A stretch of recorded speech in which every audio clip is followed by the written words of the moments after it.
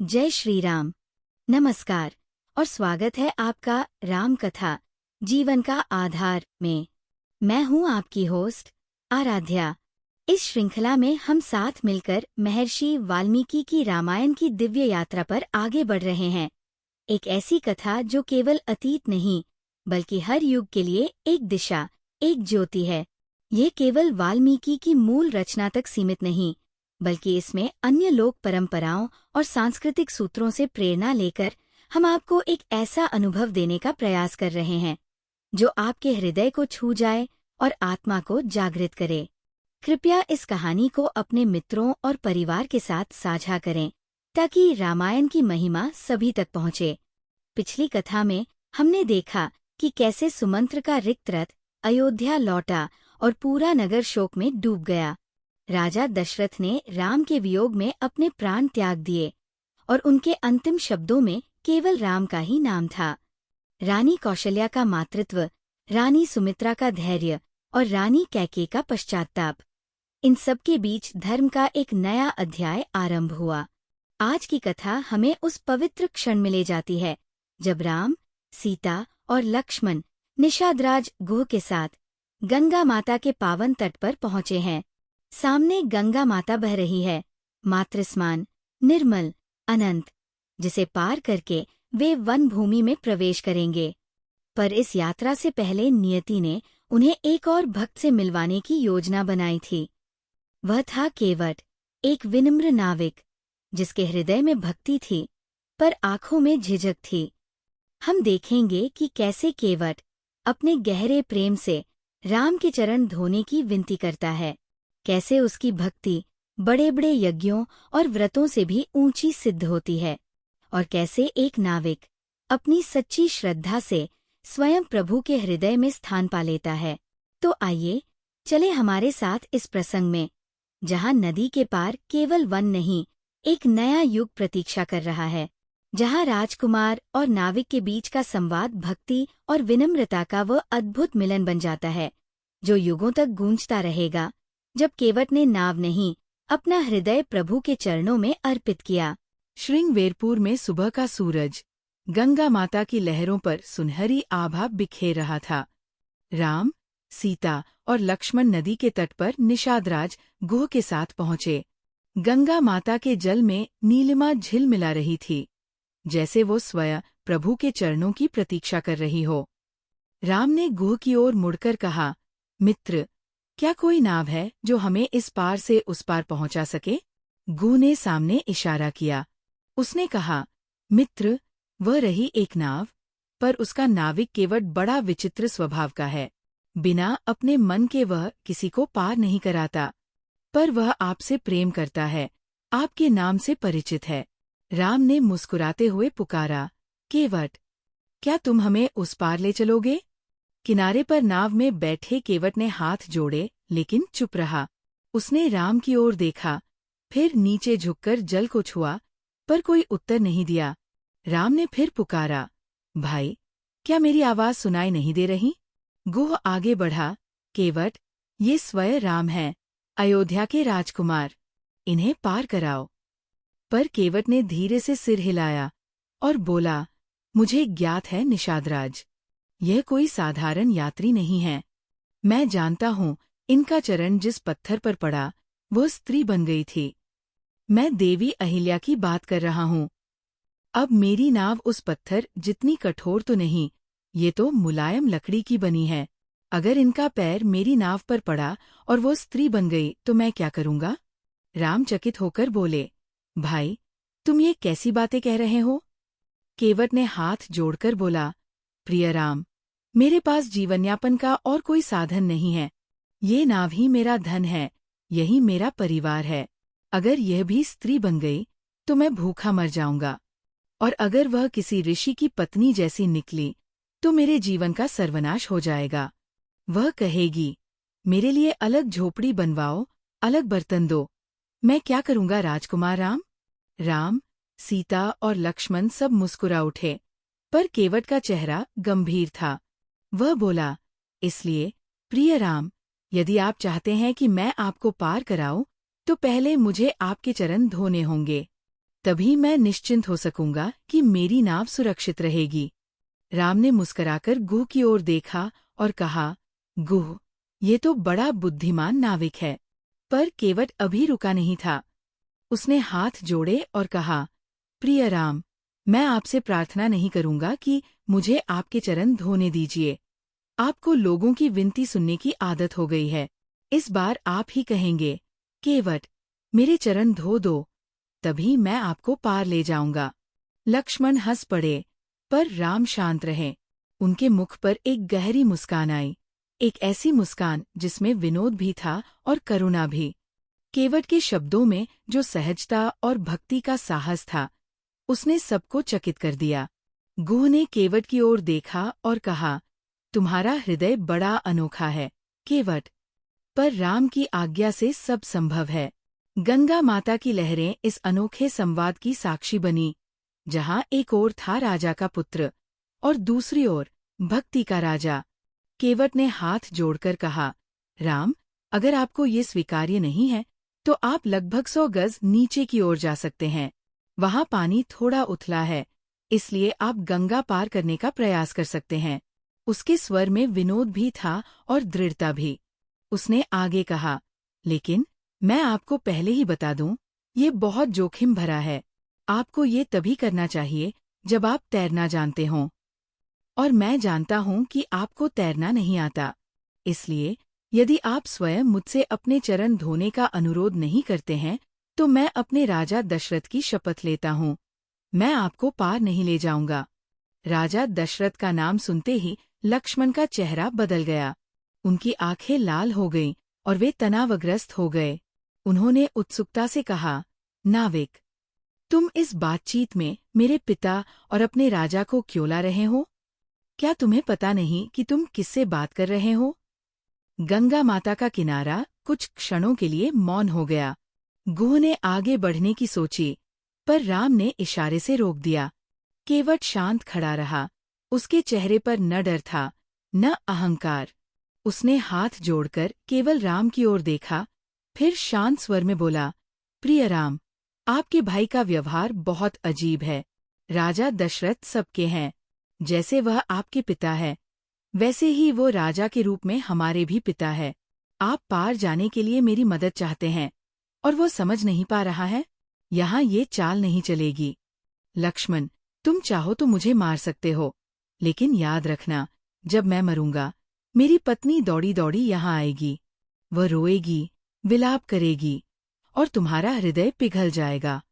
फिर अंत्येष्टि करने के लिए यहाँ कोई ब्राह्मण नहीं है, तो तुम्हें और राम को यही रुकना पड़ेगा। मेरी अंत्येष्टि और शव यात्रा पूरी करनी पड़ेगी। लक्ष्मण के चेहरे का क्रोध धीरे धीरे गल गया। उनकी आंखें नीचे झुक गईं। सीता ने ये दृश्य देखा तो उनके मुख पर एक मंद मुस्कान आ गई। राम ने सिर झुकाकर मुस्कराते हुए केवट की ओर देखा। वह दृश्य, जहाँ प्रेम, विनोद और भक्ति का अद्भुत संगम हो रहा था। राम की हंसी सुनकर पूरा वातावरण हल्का हो गया।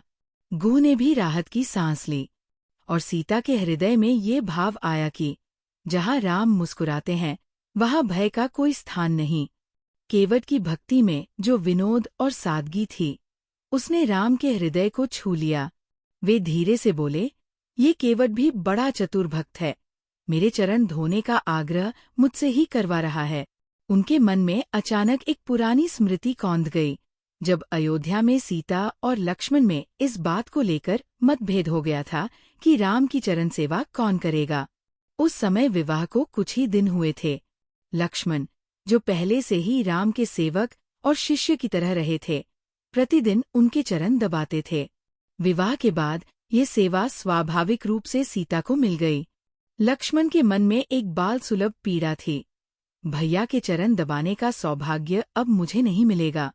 एक दिन उन्होंने संकोचपूर्वक राम से कहा, भैया, अब तो मैं आपका सेवक भी नहीं रहा। पहले आपके चरण दबाना मेरा कर्तव्य था। अब वो सौभाग्य सीता भाभी को मिला है। राम मुस्कराए। उनके स्वर में प्रेम था। जब उन्होंने कहा, लक्ष्मण, तुम्हारी ये बात मैं नहीं भूलूंगा। एक उपाय बताता हूँ। जब होली का त्योहार आएगा और सीता अपने देवरों से पूछेंगी कि किसे क्या उपहार चाहिए, तब तुम कहना मुझे राम भैया की चरण सेवा चाहिए। लक्ष्मण उस दिन का इंतजार करने लगे। होली आई और परंपरा के अनुसार सीता एक एक कर अपने देवरों से पूछने लगी, तुम्हें क्या उपहार चाहिए? जब वे लक्ष्मण के पास पहुंची तो लक्ष्मण ने झुककर धीरे से उनके कान में कहा, मुझे राम भैया की चरण सेवा चाहिए। सीता चौंक गई। उनके चेहरे का रंग उड़ गया और वे बेहोश होकर गिर पड़ी। महल में हाहाकार मच गया। सब लोग दौड़े आए, भरत, शत्रुघ्न, यहाँ तक कि दासिया भी घबरा गई। राम भी दौड़े आए और बोले, लक्ष्मण, तुमने उससे क्या कहा? लक्ष्मण घबराकर बोले, मैंने तो वही कहा जो आपने कहा था, कि मुझे राम भैया की चरण सेवा चाहिए। राम मुस्कराए, आंखों में शरारत थी। उन्होंने कहा, अरे मूर्ख, मैंने कहा था, कहना एक चरण सेवा चाहिए, दोनों नहीं। सब लोग ठहाका लगाने लगे। राम ने लक्ष्मण को संकेत किया, अब जाकर सही बात कहो। लक्ष्मण ने जाकर सीता के कान में फुसफुसाया, मुझे सिर्फ एक चरण सेवा चाहिए। ये सुनते ही सीता की आंखें खुल गईं और उनके होठों पर मुस्कान लौट आई। महल में फिर से हंसी छा गई। वह प्रसंग राम के मन में कौंध गया। उन्होंने हल्की मुस्कान के साथ कहा, वह दिन भी क्या था जब सीता और लक्ष्मण चरण सेवा के लिए झगड़ रहे थे, और आज यह केवट मेरे दोनों चरणों की सेवा करवा रहा है, वह भी मुझसे आग्रह करवाकर। फिर राम ने दया और स्नेह से कहा, ठीक है केवट, अब आओ। जैसा तुम चाहते हो, कृपया मेरे चरण धो लो। इतना कहते ही केवट का चेहरा खिल उठा। उसकी आंखों में चमक थी, मानो उसे संसार का सबसे बड़ा खजाना मिल गया हो। उसने आंखें खोली और वो सीधा राम के पास जा पहुंचा, वहां जहां राम खड़े थे। लेकिन वह बिना कुछ कहे आगे बढ़ गया। राम मुस्कुराते हुए बोले, अरे केवट, कहाँ जा रहे हो? केवट रुका, पीछे मुड़ा और बोला, ये तो कोई अकेले का काम नहीं है। मैं अपनी पत्नी को बुलाता हूँ ताकि हम दोनों मिलकर ये पवित्र सेवा करें। राम ने सहजता से कहा, ठीक है, जल्दी आना। केवट दौड़कर अपनी कुटिया की ओर गया। अंदर आते ही उसने पुकारा, सुनो, कुछ अद्भुत हुआ है। आज राजकुमार राम स्वयं हमारे द्वार पर आए हैं। उन्होंने हमें अपने चरण धोने की अनुमति दी है। आओ, हम दोनों मिलकर ये पुण्य कार्य करें। पत्नी ये सुनकर आश्चर्यचकित हो गई। उसने पूछा, क्या तुम्हें सच में यकीन है अयोध्या के राजकुमार राम हमारे पास आए हैं? केवट ने कहा, हाँ। पत्नी ने पूछा, और वह हमसे अपने चरण धोने के लिए कह रहे हैं? ये कैसे संभव है? केवट ने फिर उसे पूरी कहानी सुनाई। उसकी पत्नी खुश भी हुई और अपने पति पर गर्व भी, लेकिन वह चिंतित भी थी। उसने कहा, उनके चरण धोने के लिए हमें कुछ अच्छे बर्तन चाहिए, जितने अच्छे हो सकें। पर मेरे पास तो न सोने का बर्तन है, न चांदी का, तांबे का भी नहीं। राजकुमार राम के चरण कैसे धोए? केवट ने मुस्कुराते हुए कहा, चिंता मत करो, लकड़ी का बर्तन ही ठीक रहेगा। इसमें एक फायदा है, जब हम चरण धोएंगे तो चरणामृत उसमें समा जाएगा और हम उसे सहेज कर रख पाएंगे। थोड़ी ही देर में दोनों वहां पहुंचे। केवट ने श्रद्धा से वो बर्तन जमीन पर रखा और राम से निवेदन किया, कृपा करके अपने चरण इसमें रखें। राम ने उसकी बात मानी। गंगा पार करने की जल्दी थी, पर केवट की भक्ति के आगे समय भी जैसे ठहर गया। केवट ने पूरे मन से, आंसुओं और आनंद में डूबकर राम के चरण धोने शुरू किए। वह इतनी लगन से ये सेवा कर रहा था कि बर्तन बार बार झुकने लगा और राम का संतुलन बिगड़ने लगा। राम मुस्कुराते हुए बोले, अरे केवट, जरा धीरे, नहीं तो मैं गिर जाऊंगा। केवट तो इसी पल की प्रतीक्षा में था। उसने तुरंत कहा, अगर संतुलन रखना कठिन हो रहा है तो मेरे सिर पर हाथ रख लीजिए। लक्ष्मण, जो अब तक मौन थे, मुस्कुराकर बोले, बहुत बढ़िया उपाय है, शायद इससे कुछ सीख भी मिल जाए। राम ने मुस्कुराते हुए केवट के सिर पर हाथ रखा। वो क्षण जब भगवान का स्पर्श एक साधारण नाविक को अमर बना गया। केवट का मन प्रेम से भर उठा। उसने सावधानी से चरण धोए, फिर अपने वस्त्र से उन्हें पोंछा, जैसे हर रेशा उसकी श्रद्धा का प्रतीक हो। तब उसकी पत्नी ने अनुरोध किया कि वह भी सीता के चरण धोना चाहती है। सीता मान गई। इस तरह उसकी पत्नी को भी सीता के चरण छूने और उनसे आशीर्वाद प्राप्त करने का अवसर मिला। राम ने प्रेमपूर्वक कहा, केवट, अब तो हमें पार ले चलोगे? जैसे ही केवट ने राम के चरण धोकर पूरा किया, वह अचानक ऊंची आवाज में बोला, रुको, रुको। ये चरणामृत तो सिर्फ मेरे लिए नहीं है, ये तो सबके लिए है। मैं इसे सबके साथ बांटूंगा। केवट ने सबको आवाज लगाई, आओ, पंक्ति में लगो, सब इस पवित्र चरणामृत का लाभ लो। गांव के लोग चौंक गए। देखते ही देखते गंगा तट पर लंबी कतार लग गई। निषादराज गुह भी आदरपूर्वक आगे बढ़े। सीता मुस्कराई और वे भी पंक्ति में खड़ी हो गई। उन्होंने पीछे मुड़कर लक्ष्मण से कहा, तुम भी आ जाओ। लक्ष्मण ने थोड़ा झेंपते हुए कहा, हम रघुकुल वाले हैं, दीदी। पंक्ति में खड़े होकर कुछ मांगना हमारे वंश की मर्यादा के विरुद्ध है। सीता ने शांत स्वर में कहा, लक्ष्मण, याद है, मांगने की परंपरा तो स्वयं राम ने शुरू की थी। उन्होंने केवट से कहा, कृपया हमें पार ले चलो, और फिर कहा, कृपया मेरे चरण धो दो। जब राम स्वयं मांग सकते हैं तो हम क्यों नहीं? लक्ष्मण कुछ क्षण मौन रहे, फिर मुस्कराए और बोले, दीदी, आप तो हर बार तर्क से जीत ही जाती है। वे भी कतार में आकर खड़े हो गए। केवट और उसकी पत्नी ने प्रेमपूर्वक सीता और लक्ष्मण को चरणामृत ग्रहण कराया। सभी का मन जैसे किसी दिव्य स्नान से पवित्र हो गया। अब राम आगे बढ़े और मुस्कराकर बोले, केवट, अब तो तुम्हारी सारी इच्छाएं पूरी हो गईं। क्या अब हमें पार ले चलोगे? लेकिन केवट अभी भी नहीं हिला। उसने सिर हिलाकर कहा, नहीं प्रभु, अभी आपकी बारी नहीं आई है। राम ने आश्चर्य से पूछा, मेरी बारी? और कौन है कतार में? केवट ने श्रद्धा से उत्तर दिया, राम, मेरे पूर्वज, पीढ़ियों से जो इस गंगा तट पर रहे। हमारे गांव में कभी कोई पंडित नहीं था, कोई अंत्येष्टि क्रिया कराने वाला नहीं मिला। अब जब आप स्वयं यहाँ हैं, तो कृपा करके मेरे पूर्वजों के लिए तर्पण करा दीजिए। गुरु वशिष्ठ ने आपको कुछ मंत्र सिखाए होंगे, इसलिए कृपया आप मेरे सभी पूर्वजों के लिए जल अनुष्ठान करने में मेरी मदद करें। लक्ष्मण ने माथा पकड़ लिया और कहा, अब यह हमें क्या क्या करवाएगा? पर राम मुस्कराए। उनका स्वर कोमल था, ठीक है केवट, तुम जल डालो।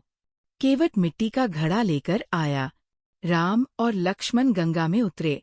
राम ने धीमे स्वर में वैदिक मंत्रों का उच्चारण किया और केवट श्रद्धा से जल अर्पित करता गया। गंगा की लहरें उन मंत्रों के साथ झूम उठीं। वह क्षण जैसे युगों से प्रतीक्षित था। एक नाविक अपने पूर्वजों को स्वयं विष्णु के हाथों तर्पण करवा रहा था। अनुष्ठान पूर्ण हुआ। केवट ने हाथ जोड़कर कहा, राम, अब सब पवित्र हो गया है। अब मेरी नाव आपके स्वागत को तैयार है। कृपया पधारिए। राम ने स्नेह से उसकी ओर देखा। उस नज़र में आशीर्वाद, करुणा और अद्भुत प्रेम तीनों झलक उठे।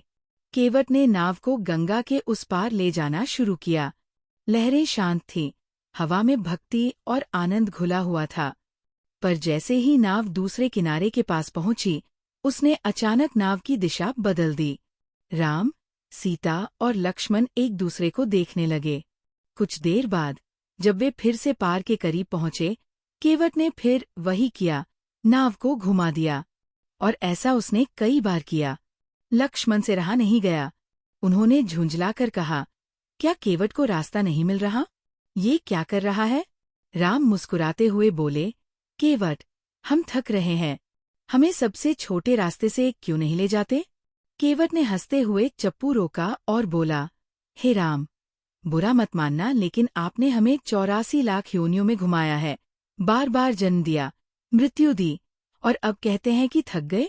आप तो केवल 5 चक्कर में ही थक गए, और हम इतने चक्करों में नहीं थकेंगे क्या?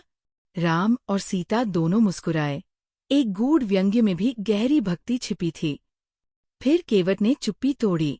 राम, क्या रानी कैके ने आपको कोई निश्चित कार्यक्रम दिया था? कोई तारीख कि अमुक दिन आपको यहाँ पहुँचना है, और अमुक दिन वहाँ? अगर नहीं तो 1 सप्ताह यहीं ठहर जाइए। थोड़ा विश्राम भी कीजिए। मुझे भी कुछ और पल सेवा का अवसर मिल जाएगा। जिस तरह कोई साधु को भोजन देकर पुण्य कमाता है, वैसे ही मैं आपको गंगा पार कराकर अपनी आत्मा को शुद्ध करना चाहता हूँ। राम स्नेह से बोले, केवट, तुम्हारी बातें तो जैसे मीठी छेड़ है। लक्ष्मण आश्चर्यचकित हुए और बोले, इस आदमी ने हमें हर संभव परीक्षा से गुजारा है, और अब वो दावा कर रहा है कि हमें पार कराकर वो पुण्य कमा रहा है। राम ने उन्हें शांत संकेत दिया। केवट मुस्कराया। उसकी आंखों में बाल सुलभ भक्ति झलक रही थी। कुछ देर बाद उसने नाव किनारे लगाई, और जैसे ही तीनों उतरने लगे, वह झुक गया और पहली बार राम के चरणों में गिर पड़ा। पूरा दृश्य थम गया। वो क्षण जैसे समय में स्थिर हो गया। अब तक केवट ने राम को प्रणाम नहीं किया था। शायद वह जानता था, यदि वह आरंभ में ही राम को प्रणाम कर देता, तो भगवान राम को इतनी देर अपने पास कैसे रोक पाता। कुछ समय के बाद केवट झुककर बोला, महाराज, मैं आपसे कोई किराया नहीं लूंगा। आप तपस्वी हैं, आपकी सेवा करना ही मेरे लिए पुण्य है। राम के हृदय में संकोच था। वह सोच रहे थे, मैं ब्रह्मांड का स्वामी होकर भी इस प्रेम का प्रतिदान नहीं दे सकता। शायद यही इस अवतार की सीमाएं हैं। सीता ने राम के मन की व्यथा पहचान ली। उन्होंने अपनी उंगली से मुद्रिका उतारी और राम की हथेली पर रख दी। राम ने वो अंगूठी आगे बढ़ाई। केवट, इसे स्वीकार करो। केवट की आंखों से आंसू बह निकले। वह बोला, राम, आज मुझे क्या नहीं मिला? आपके चरणों की धूल, आपकी सेवा और आपके दर्शन। मेरे सारे पाप, मेरे सारे दुख आज धुल गए। राम ने कहा, फिर भी यदि कुछ और मांगना चाहो तो कहो। केवट ने हाथ जोड़कर बोला, महाराज, अब मांगने को कुछ शेष नहीं, पर यदि आपकी अनुमति हो तो 2 बातें कहूँ। राम ने सिर हिलाया। कहो, केवट। केवट ने हाथ जोड़कर बोला, पहला, आप भी मल्लाह हैं और मैं भी। फर्क बस इतना है कि मैं गंगा का मल्लाह हूँ और आप भवसागर के। जब मेरा समय पूरा होगा, जब ये जीवननाव डगमगाने लगेगी, तब आप स्वयं मुझे भवसागर के उस पार ले जाइए। राम की आंखें नम हो उठीं। केवट बोला, और दूसरी बात, जब आप वन से लौटें, उस दिन फिर मुझे मिलिए। उस दिन जो भी देंगे, मैं उसे प्रणाम पूर्वक स्वीकार करूंगा। राम, लक्ष्मण और सीता ने बार बार आग्रह किया, केवट, कुछ तो ले लो, ये सेवा व्यर्थ न जाने दो। पर केवट बार बार सिर झुकाकर बोला, मैंने पहले ही सब पा लिया है, अब लेने को कुछ शेष नहीं। राम मुस्कराए। ये मुस्कान वचन बन गई। गंगा की लहरों ने उस क्षण को अपने साथ बहा लिया, जहाँ एक नाविक ने भगवान को पार लगाया और भगवान ने एक नाविक को अमर कर दिया। अंत में राम ने स्नेह भरी दृष्टि से उसकी ओर देखा और कहा, मैं तुम्हारी की दोनों इच्छाएं पूरी करने का वादा करता हूँ। केवट, तुम्हारी ये निर्मल भक्ति सदा अडिग रहे, यही मेरा वरदान है। केवट के नेत्रों से आंसू बह निकले। वह राम, सीता और लक्ष्मण के चरणों में गिर पड़ा और फिर हाथ जोड़कर वही गंगा तट पर रह गया। राम ने आगे बढ़कर गंगा माता में स्नान किया। लहरें जैसे स्वयं प्रभु राम के चरणों का स्वागत कर रही थीं। स्नान के बाद उन्होंने पार्थिव पूजा की, मिट्टी से शिवलिंग बनाया और विनम्रता से महादेव को प्रणाम किया। सीता ने दोनों हाथ जोड़कर गंगा माता से कहा, हे माता, आज आपने हमें सुरक्षित पार लगाया है। अब मेरी एक प्रार्थना सुन लीजिए। जब ये वनवास समाप्त हो और मैं अपने राम और देवर के साथ अयोध्या लौटूं, तब मुझे फिर आपकी पूजा का सौभाग्य मिले। सीता के प्रेम और विनम्रता से भरे शब्द सुनकर गंगा माता का जल जैसे हल्का हल्का थरथराया। फिर उस निर्मल जल से मधुर वाणी प्रकट हुई, प्रिय सीता, तुम्हारा प्रभाव तीनों लोकों में प्रसिद्ध है। तुम्हारी कृपा दृष्टि जिस पर पड़ती है, वही लोकपाल हो जाता है। सिद्धियाँ तुम्हारी सेवा में नतमस्तक रहती है। आज तुमने जो प्रेम से मुझ पर कृपा की है, ये मेरे लिए बड़ा सम्मान है। फिर भी मेरी वाणी व्यर्थ न जाए, इसलिए मैं तुम्हें आशीर्वाद देती हूँ।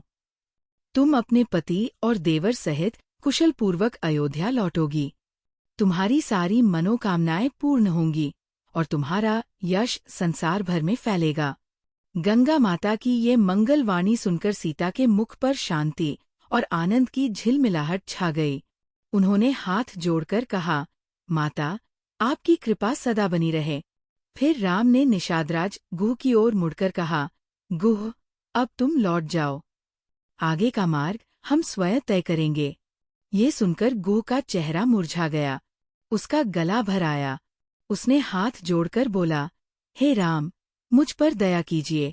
मैं कुछ दिन आपके साथ रहकर, आपको मार्ग दिखाकर, आपके चरणों की सेवा करना चाहता हूँ। जहाँ आप रहेंगे, वहाँ मैं अपने हाथों से एक सुंदर पर्णकुटी बना दूंगा। आप जैसे आदेश देंगे, मैं वैसे ही करूंगा। यही मेरी विनती है। राम मुस्कुराए। उनके स्वर में कोमलता थी, पर दृढ़ता भी। उन्होंने कहा, गुह, तुम्हारा भाव अमूल्य है, पर तुम्हारा कर्तव्य भी उतना ही बड़ा है। तुम इस तट के रक्षक हो, अपने लोगों और अपने राज्य के स्वामी हो। तुम्हारी प्रजा तुम पर निर्भर है। जैसे मेरे साथ लक्ष्मण और सीता हैं, वैसे ही तुम्हारे साथ तुम्हारे निषाद है। इसलिए अब लौट जाओ और अपने लोगों का भला करो। यही तुम्हारी सच्ची सेवा है। गुह की आंखें भर आईं। उसने हाथ जोड़कर कहा, राम, आप मेरे हृदय में सदा रहेंगे। जब भी गंगा माता की लहरें दिखेंगी, मैं समझ लूंगा कि आप यहीं कहीं हैं। राम ने स्नेह भरी दृष्टि से उसे देखा और बोले, गुह, हमारा संबंध इस जन्म तक सीमित नहीं है। जब जब कोई भक्त सच्चे मन से पुकारेगा, मैं उसी के हृदय में रहूंगा, जैसे आज तुम्हारे भीतर हूँ। गुह ने गंगा तट पर झुककर प्रणाम किया। फिर वो धीरे धीरे लौट गया। पीछे मुड़कर बार बार उन तीनों को देखता रहा, जो उसके जीवन की सबसे पवित्र स्मृति बन गए थे। राम, सीता और लक्ष्मण वन की ओर एक नई यात्रा की शुरुआत की ओर आगे बढ़े, और गंगा माता की लहरें उनके पीछे पीछे गुनगुनाती रहीं, जैसे स्वयं प्रकृति ये गीत गा रही हो। भक्ति से बढ़कर कोई संबंध नहीं, और त्याग से बढ़कर कोई प्रेम नहीं। इस प्रकार हमने देखा कि कैसे गंगा माता तट पर एक विनम्र नाविक केवट अपनी भक्ति और बुद्धि से राम को बांध लेता है। उसने न केवल राम के चरण धोए, बल्कि अपने प्रेम और विनम्रता से समस्त मानवता को ये सिखाया कि ईश्वर तक पहुँचने के लिए किसी शास्त्र या विधि की नहीं, बल्कि केवल सच्चे भाव की आवश्यकता होती है। राम ने उसकी निष्कलंक भक्ति को वरदान दिया और फिर गंगा माता के निर्मल तट पर स्नान कर भगवान शिव की आराधना की। सीता ने गंगा माता से प्रार्थना की और गंगाजी की वाणी से उन्हें ये आशीर्वाद मिला कि एक दिन वे अपने पति और देवर सहित अयोध्या लौटेंगी और उनका यश तीनों लोकों में फैलेगा। फिर राम ने प्रेम पूर्वक गुह से कहा कि अब लौट चलो, क्योंकि आगे की यात्रा केवल राम, सीता और लक्ष्मण की है। गुह वही गंगा माता तट पर खड़ा रह गया और तीनों वन की ओर आगे बढ़ गए। सूर्य की किरणें गंगा माता के जल पर नृत्य कर रही थीं, मानो स्वयं प्रकृति उन्हें आशीर्वाद दे रही हो। अगली कथा में हम देखेंगे कि कैसे राम, सीता और लक्ष्मण गंगा माता तट से आगे बढ़ते हैं, वनमार्ग की कठिन यात्राओं की शुरुआत करते हैं और आगे उनका ऋषियों, राक्षसों और नियति के नए अध्यायों से सामना होता है। इस कहानी श्रृंखला को सुनने के लिए आपका धन्यवाद। कृपया कहानी श्रृंखला को अपने दोस्तों और परिवार के साथ साझा करें, ताकि भगवान राम का गौरवशाली जीवन और धर्म का प्रकाश हर किसी के जीवन को आलोकित कर सके। भले ही हम ये पूरी तरह से न जान सकें कि वास्तव में क्या हुआ था, लेकिन रामायण की ये शाश्वत कथा हमें ये सिखाती है कि अपने जीवन में धर्म, सत्य और कर्तव्य का पालन कैसे करें। ये हर युग के लिए एक अमूल्य मार्गदर्शक बनी हुई है। भगवान राम आपका जीवन मंगलमय करें और धर्म की ज्योति आपके मार्ग को आलोकित करे। जय श्री राम।